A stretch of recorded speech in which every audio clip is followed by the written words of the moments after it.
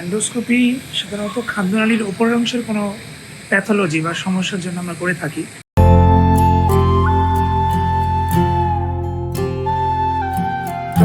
কোনো রোগী যদি দীর্ঘদিন পেট ব্যথায় ভুগতে থাকে এবং আমরা যদি পেপটিক আলসার ডিজিজ মনে করি তখন করে থাকি। কোনো রোগী যদি দীর্ঘদিন ধরে খাবার গিলতে কোনো অসুবিধা অনুভব করে, যেটাকে আমরা মেডিকেল ভাষায় ডিসপেজিয়া বলি, এবং এটা একটা অ্যান্ডোস্কোপির আর্জেন্ট ইন্ডিকেশন, তখন আমরা করে থাকি।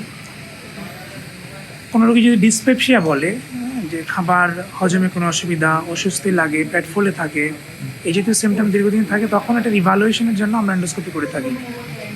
রোগীর রক্তশূন্যতার ইভালুয়েশনের পার্ট হিসেবে যদি কোনো রোগীর হিমোগ্লোবিন কমে গিয়েছে, খাদ্যনালীর বিভিন্ন অংশ থেকে যেহেতু ব্লাড লস হয়, তো অ্যান্ডোস্কোপির মাধ্যমে খাদ্যনালীর উপরের অংশে কোনো আলসার, পলিপ বা টিউমার থেকে রক্তক্ষরণ হচ্ছে কিনা সেটার ইভালুয়েশনের পার্ট হিসেবে আমরা অ্যান্ডোস্কোপি করে থাকি।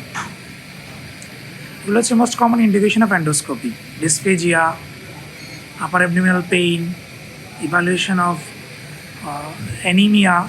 এই সমস্ত কারণে আমরা অ্যান্ডোস্কোপি করে খাদ্যনালীর অপরের অংশের প্যাথোলজিগুলো দেখে থাকি।